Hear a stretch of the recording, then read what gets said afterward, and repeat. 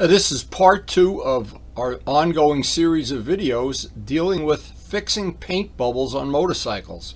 A very common problem, especially on gas tanks.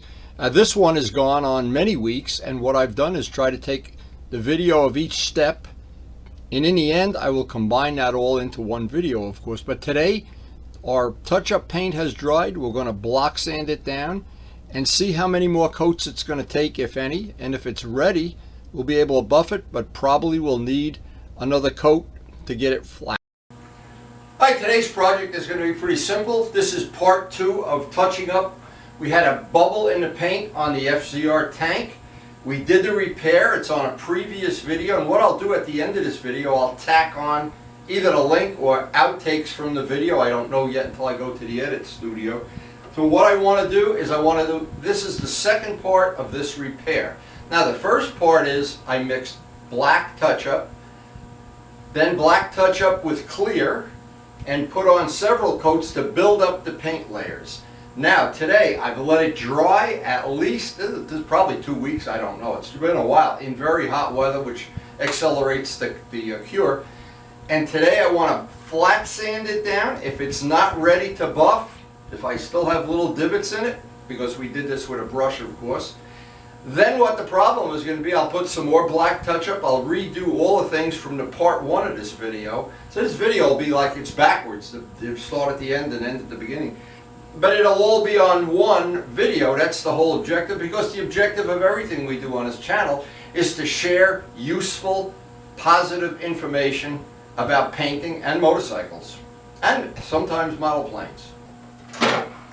So as it always is in my small garage, step 1 is always to get the motorcycle in an advantageous position that I can work on it. In this case it's coming up on 90 degrees. I'd like it to be right under my ceiling fan that's in the garage. And since all the work will be on one side of the motorcycle, I don't need to be on the other side of the bike at all today. We'll try to leave a little room for when we actually do this job. So on that first part of the video, we did build this up. Now I don't know if it's built up enough. If it isn't, we're going to go to part 3. But I want to take a hard block or a hard rubber block, either one will work fine. And I want to dress this off. And if I can get it to be flat, now this is, we put on probably 6-7 coats because I'm trying to build a paint surface up here. And once this is built up, I can block sand it down, and I can repeat this if I have to a 4th time, a 5th time.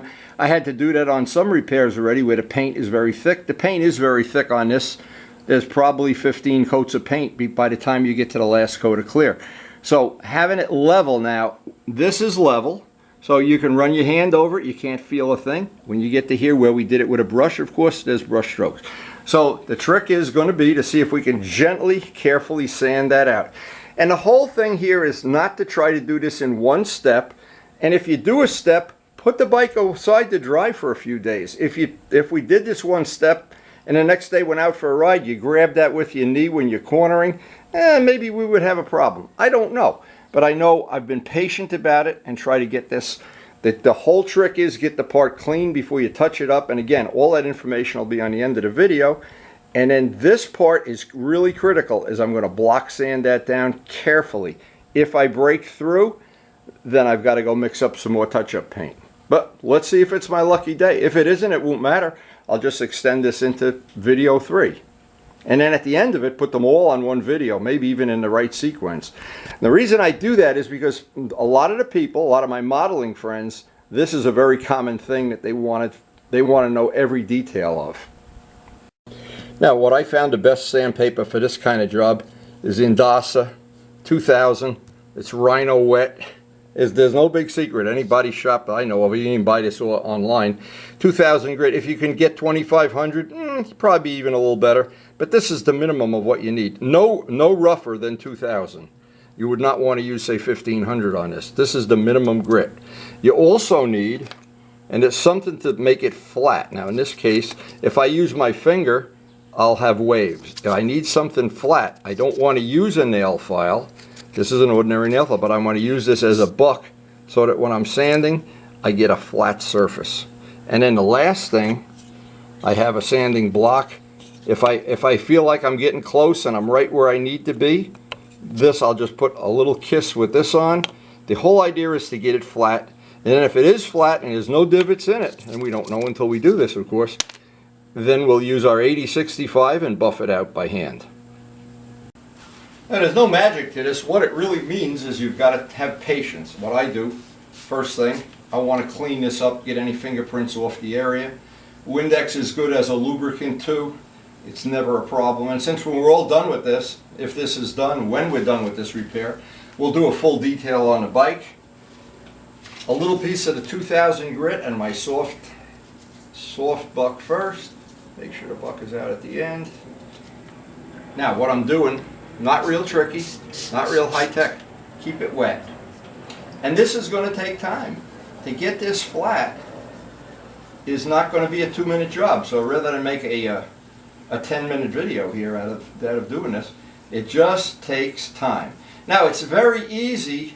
The easiest color of all to touch up is black, of course. If you have a problem with black, when you have a problem with metallics, or even this yellow, well, it's a lot more complicated, and that might be a subject for a future video, because it'll get very long and involved with airbrushes and everything. This I'm trying to keep quick and dirty. I'm trying to do it from all different angles.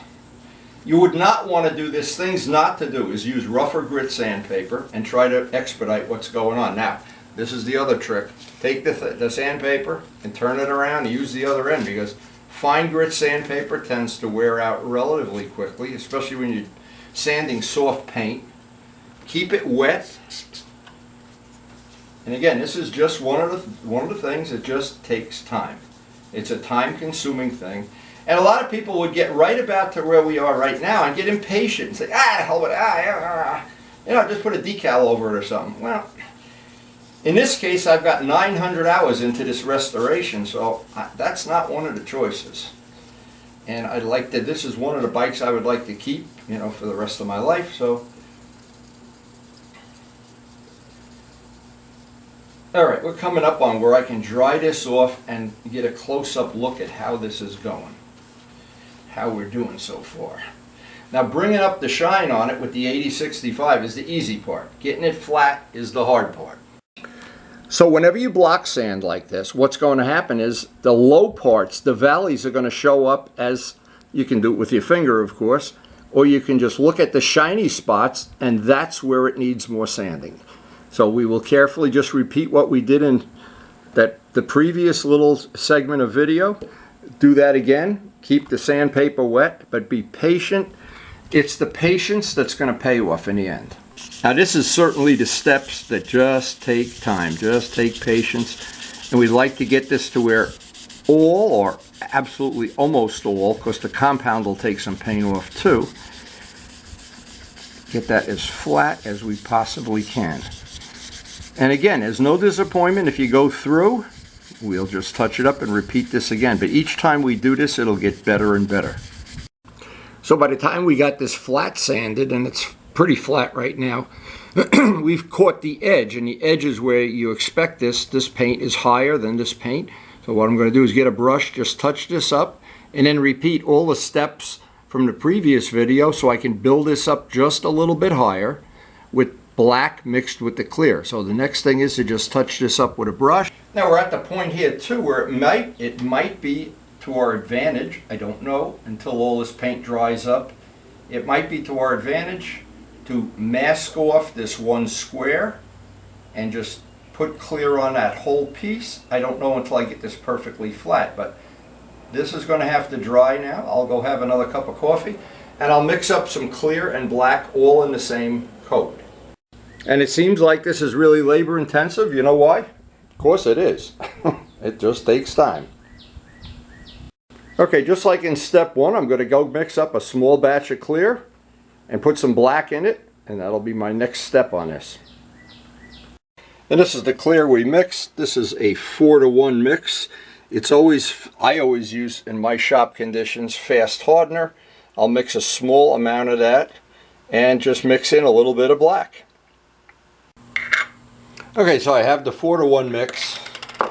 This is the touch-up paint that I have that matches the black, of course.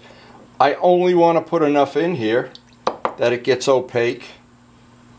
really just a hit and miss thing. I don't want to turn it into black paint. I want it to be clear, but it just takes enough. Now this is a John Pathia trick that he's used on his restored 62 Vet with really good results. The thing with all this, you've got to do it over and over until it's flat. It's the flat that's the difficult part. Now we could have, another alternative way to do this, we could have taken a tank off the bike. We could have that square and then redid that whole square. I'm trying not to do that. I may have to do it in the very end. Okay, we're almost opaque now. So I just want to make it that it's just got a little tint of black in it. Stir this up real good, and we're ready to put the touch-up on. Now the touch-up is, I'm going to try to get 3 to 5 coats on this about 20 minutes apart. We can't do anything else today except get this on. This will be the end of part 2. Get 3 to 5 coats on there, 20 minutes to an hour apart, and build up that material. Then let it sit probably another week, 2 weeks, and we'll come back and do it again. Now, I don't care, see in my case, I don't care if I have to do this 10 times, because my goal is I want it perfect at the end. I don't care about the steps in between.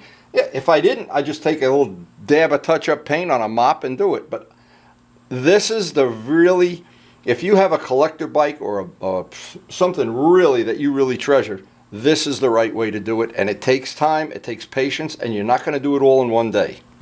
And the thing, of course, is once you have the concept in your mind of what has to really happen, it has to be flat. You have to fill in that gap where the bubble was. That's number one. This is just about right. It's nice and thin today too because it's warm in here. That's to my advantage. So I'm just going to, and just like putting spackle on a piece of sheetrock, I'm going to try to go over this as few times as possible. Get the material on and then just leave it. And try to minimize the amount of runs and the amount of brush strokes. Now that's what's going to be involved in the first, this is going to be the first coat. I'm going to do that 3 to 5 times. I don't know how many until we see how it builds up. But at some point in time, and today we're in the 90s, so this is going to dry real quick. By the time I do some of the work on the farm, come back to this, I can put the second coat. By the end of the night, I'll have 5 coats on that. Now, I know once this material in this jar starts getting thick, and that's can vary by the temperature, of course. Once it's thick, don't put it on anymore. You're done. So 3 to 5 coats, and then we'll come back to this.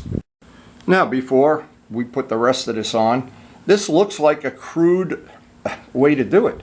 But in the end, when I'm all done, it's going to be as flat as that is up there. There's no doubt about it. I've done this enough times to know it really is labor intensive, and you get impatient. That's the thing to avoid. But when you're done and that final sand out, see now each coat is going to get, the first one has big divots. After you do it, it'll have little divots. The last one, just a little bit. And if no matter how many times we have to do it, again, this is a bike I treasure.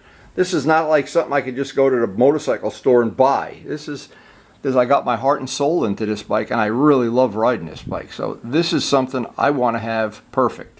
And I've already spent 900 hours in the restoration. I've already crashed it on the new yellow paint and repaired it.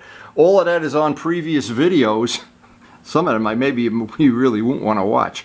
Anyway, but that's the whole special thing here, is why it's worth to me doing all this extra work. And when it's done, I'll have it perfect. So I hope you really did enjoy the video. This is really part 2. There's obviously going to be a part 3, maybe a part 4. But if you keep in mind, none of that matters. What matters is that in the end, it's as good as I can possibly do it. So again, I hope you enjoyed the video, and I'll tack on the end of this some of the things from part 1. So what's going to happen is at the end of this, I'm going to have multiple things, and I'm going to have to try to combine them into one complete video that we just chop pieces out of each one. But in the meantime, I know people that are already doing these kind of repairs and can benefit from the information. So again, thanks so much for watching. So what I'm going to do is put the pertinent information from part 1 at the end of this. And I assume the people that are watching a video this long are serious about wanting to know how to do this. And I feel like if I put that information on, even if it's a little out of sequence, it's better than having a video that some of the information is left out. And I try so hard not to leave out any steps or leave out any information that would make the job good for you to do. We restored this motorcycle 3 or 4 years ago. The whole restoration is on our channel. I think there's over 200 videos, but we tried not to leave out any steps. But here I am. I'm getting ready to prep the bike up for a ride, and I noticed there's a bubble in the paint. And I'm going to try to do this in a way without leaving any steps of what I would do. But keep in mind, there's a million ways to repair a bubble, and this is one way that has always worked pretty well for me. So with everything on my life, first thing I have to do is become a parking lot attendant, move some of the bikes around. So I'm working, and because it's pretty hot out today, I want to be working right under the fan. Okay, so we got to a spot where I'm under the lighting that I want to be, and of course I'm under the fan. That's the other big thing. Now I'm not sure how well you can see this bubble. Now what I do is every time I ride a bike, I check the air in the tires, I call it pre-flighting, and I check the chain, the oil, and I wipe the bike off, because I'm always looking for these bikes that are in my collection are all pretty old. 4 of them are historically registered, and of course I don't know the history of the bike before I bought it. I have it about 10 years already. I've got over 20,000 miles on this one that I put on. But a little spot like this, now if I remember right, I've painted the whole bike twice. When I bought it, it had flames. It looked like a Harley Davidson, and somebody spent a lot of money on that paint job. It was a really high-end paint job with pearls and everything. I got rid of that. I painted it red. That was the Ferrari era. We had Ferrari stickers on it. We had a lot of fun with that. Then we decided to turn it into a classic Yamaha paint job, a one-off.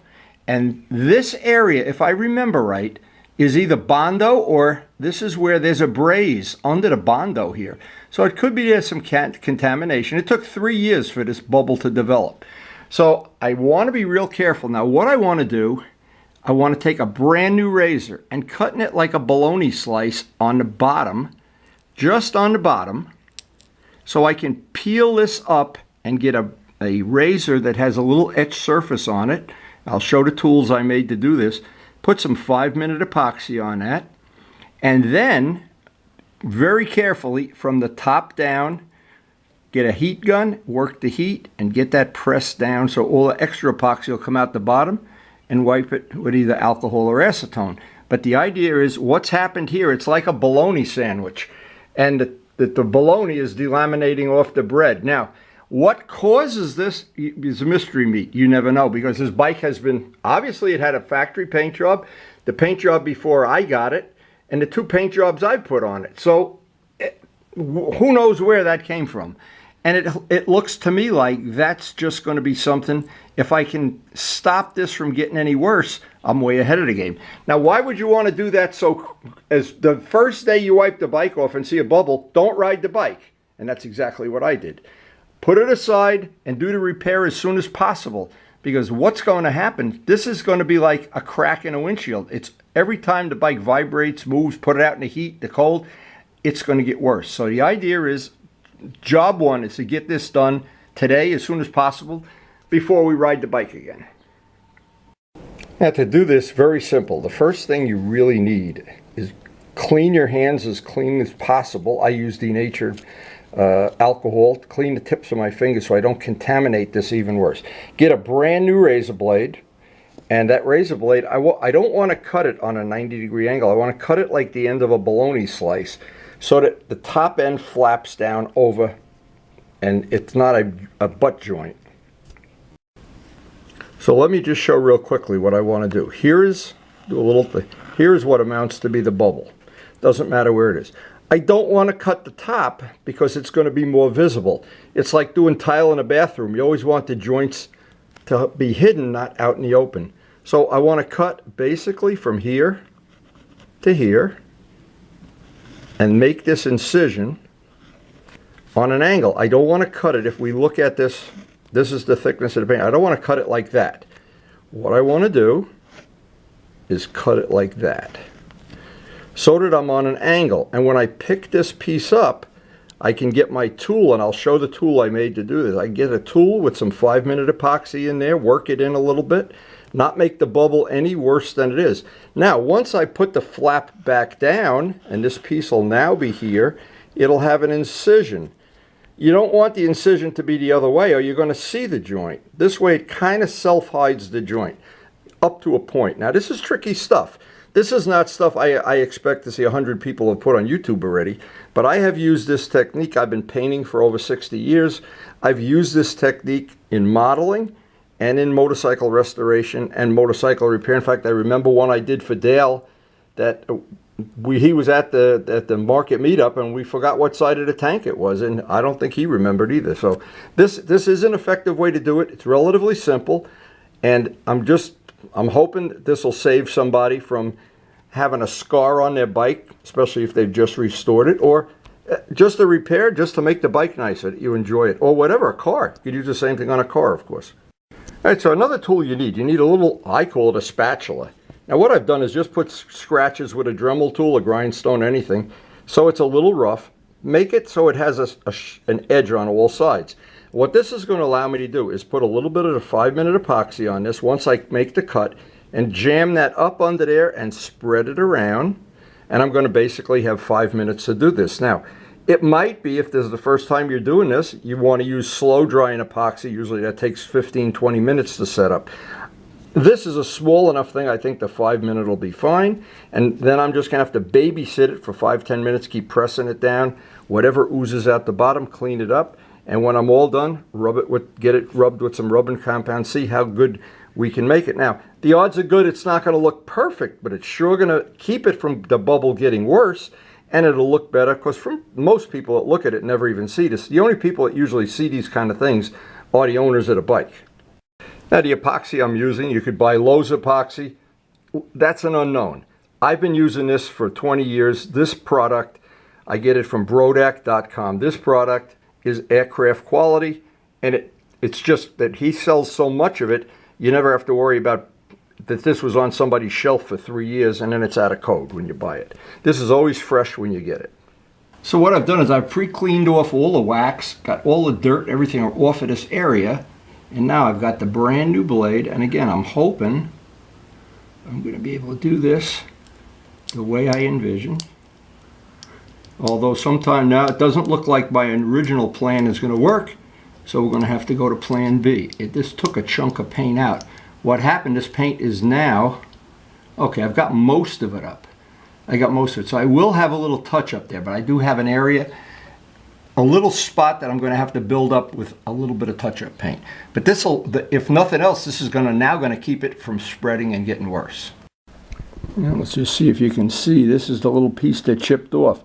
But now what I'm going to try to do with that tool, see, I can pick this up very carefully, get some of that epoxy underneath it, and I'll just have to touch up that little spot.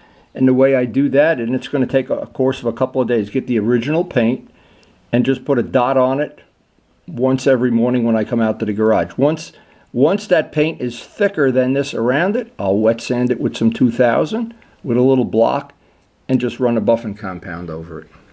So I have a small batch of epoxy. I have that little tool that I made. What I'm going to try to do is get that up under there. Now, this is looking like it's not going to work exactly the way I wanted, but we're going to find out. If I can get some of that up under there, the further up I can get it, the better. Okay, I don't have to get that much right now. Now I want to press this down. Ah, it's cracking. So this, because the paint is now old, I've got to go to plan B. And it's good. Well, actually, what I'm going to do here is we're just going to totally abandon this idea and go to plan B. Which in the real world, you always have to have two plans. Now, if this had worked the way I wanted it to, the world would be a different place, but it's not. So I'm going to show plan B is to pull a bubble off. We got to get this totally off. And I'll scrape this up. Actually, sometimes it's better when you do have these kind of problems, because you're always looking for the best way to do anything. I'm just going to scrape whatever's loose, and I will go through the routine here. What would be step 2. Another thing, whenever you paint a motorcycle, always leave some for touch-up paint, just for what we're doing right now. And let me scrape this down. I want to make it rough. I don't want this to be smooth as glass for right now. Okay, it looks like we got it all. Now, had we been able to laminate that down, well, it might have been okay. But this way is just going to be an alternative. You actually see two ways I can do this. And believe me, I've done this a lot of times. But the point is to get anything that's not sticking down solid off. That's job one. Get that off. Now I'm using acetone here to clean this as much as I can. Also, I don't want to have any edge that's basically loose. I want that everything here. If I take my fingernail, I can scratch it and get this whole thing prepped up just the way I want. Now I'm just masking off this area. Basically, I don't want to scratch it or get any schmutz on it or paint or anything. Now, I want to just roughen this up with some 400 sandpaper, because if it's smooth like this, it's not going to get a paint edge. And this is a really critical part of this, is to break that edge. Now, there's a couple of ways. You can do this with a brush, of course, because you're just looking to build up paint over the course of 2 or 3 or 4 days. But a good trick John Pothia told me, and he was working on his vet, and he found a really nice thing to do, is to get this to be painted black, so it's good and black. And then with a brush even, mix the clear and put some black in the clear, so that you can build this up. We want to have it that it's flat. It's not a down ditch, because ultimately we're going to want to block sand that down and buff it out and get it to match. I don't want to go out over the black any more than I have to here. Just want to kiss that edge just a little bit. Now I'll wipe that again with prep wool, and then I'm going to get the black paint. Now normally, if we were going to, another way to do this, and I'm trying to show, this is how I've done it in the past, is I'll backmask this at the end of where the black is, but then I'd take the tank off if I was going to do it that way, I think. And backmask off the whole tank, of course, and respray this one block. And then back this edge out. In other words, move this tape, put one coat of black on, move the tape a 1/64 of an inch, a 1/64 of an inch, and try to get it that would ultimately blend in. But I think we're going to be able to build this up with ordinary paint. At the end, put the clear and the black together, get a coat on there, maybe 2 coats or 3 coats, and ultimately block sand that in. I'm hoping that that's the way that's going to play out, but each one of these repairs is an individual thing. There's no real manual I know of that, and there's no quick cure. But if you didn't fix that, what I would always be afraid would happen is by the middle of the next ride, it'd be here, the next ride here, and sooner or later you got to paint the whole tank. So catching this early on, no matter how you fix it, it doesn't matter. Even if right now you put a piece of black tape over that, it would keep it from cracking. Now in my stash of paint, for each job I have, there's paint, and I've got to find the paint that matches that paint job. It's marked as an FZR. Okay, I've got the touch-up paint now. I always mark what it is, and in this case I've marked, this is a special batch. It's 2 parts paint, 1 part mid-temp, which will be good. That's a good blend for getting the first coat on, because the mid-temp will give it a bite. So this is, now you could put, I should make this clear. I have done this by just using full strength paint. The problem is it doesn't get a real good bite into what you're trying to get it to stick to. The mid-temp thinner allows it to get in there and get a better bite. Now, since we're not going to ride this bike for the next few days, we're going to patiently put a couple of drops of paint on there until we build that black up higher than the clear around it, and then we're going to very carefully mix some black with the clear for that final coat. I think that the blend will be fine, and if it isn't, I'll have to mask off that one square and put a final coat of clear on it. Again, we won't know that, and this is going to go over the course of the next 3 or 4 days. Now the trick here, and it's a hard thing to explain to people, is patience. I know what everybody wants to do, and I'll explain a couple of things that haven't worked for me. One of the things never worked for me is, in the past I'd try to do this, is I'd try to brush on a coat of paint to do a touch-up, and then go get a hairdryer and dry it in 2 minutes, and then put another coat on, dry it in 2 minutes. And what happens? First off, it doesn't get a good bond into the paint underneath it. That's always the problem. And then what happens is somewhere down the road, and you buff it out, and you've got it perfect, and all your friends are looking at the bike, and you're hoping they don't see that spot that's not perfect. And all of a sudden you say, gee, I wish I would have taken that extra day to do it right. Now, you think this is not going to work the way you anticipate. Well, I think it's going to work fine. And in the past, that's the lesson to learn, is don't try to do this all in one day. Now, in our case, we have other things to do, and I'm going to let this sit probably a couple hours, come out, put another coat on, let it sit, put another coat on, let it sit. But I've got to build that paint over the course of the next 3 or 4 days till it's higher than the paint around it. And once I get enough black on there, then I'll mix up a batch of clear, and we'll put some black in the clear, and I'll just get it to be a little bit higher than that. And then just gingerly block sand it out and buff it. And the paint, usually this modern automotive paint, the next day you can buff it. So now that right there is the most critical. That one is the one that's going to bond whatever paint we put on top of it to the metal on the tank or the Bondo, whatever's underneath there. So letting that dry and being patient, I'll give that a couple hours. I got plenty of things to do outside on the farm, but I'll come back here later today, put another coat on. I'll probably get 3 coats on the first day. Okay, so today what we want to do is I want to mix up a little bit of this. It's a 4-to-1 mix a little baby batch of this, and start building up the clear with the black in the clear. I wanted to just put these numbers out here because this is a fast activator, and this is what we've used on the last couple of restorations, including the last Ducati that we did for Joe Padula. But we got to mix up. Now we'll go out, put some black in there, just enough to make it opaque, and start building up those final layers. So what'll work in our favor now is it's relatively hot. I got the fans on, in fact, and I'm taking this clear because now this will accelerate the clear drying, and I can just do this with a couple drops right in here. It's not real high tech. I want to make it as opaque as possible. In fact, what I can do, I've done this before, so I know you can add quite a bit. And I want it to be black. The reason for that is if I buff through on an edge or an area or a little pinhole, I don't want it to be clear. I want it to be black. Yeah, that'll make it a little bit better.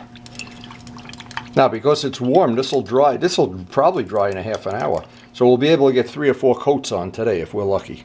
And the key here is patience. Above all, patience. Now, I'm going to just not really concerned with brush marks at this point in time, because eventually I'm going to have this material built up higher than the material around it, and then I'll be able to block sand it right in.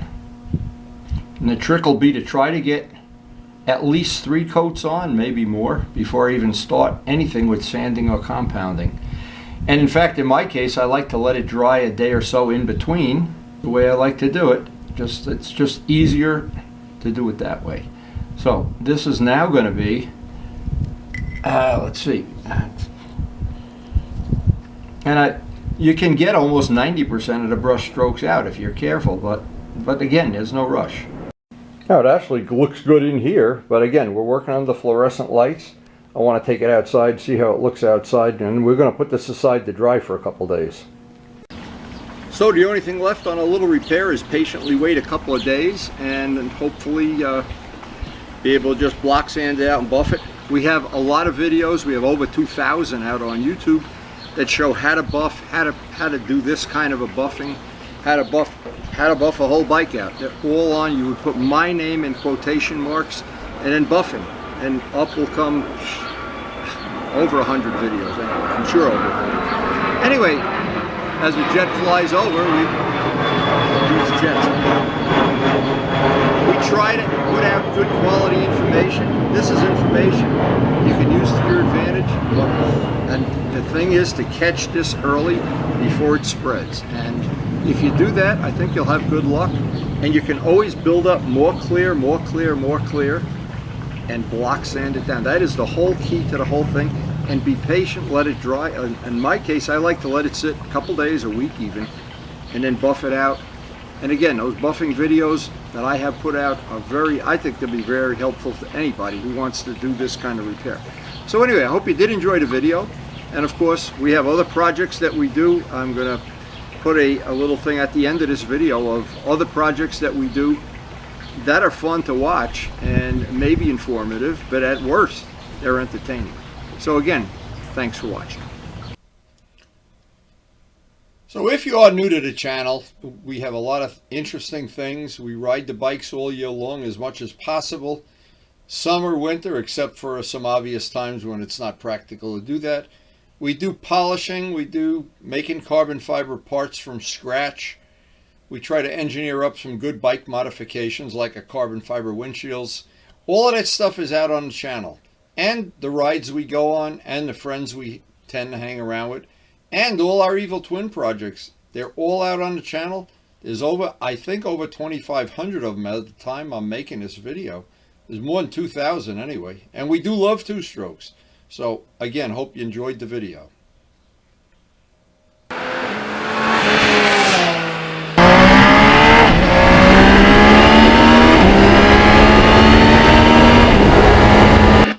And we post something new every day, almost every day.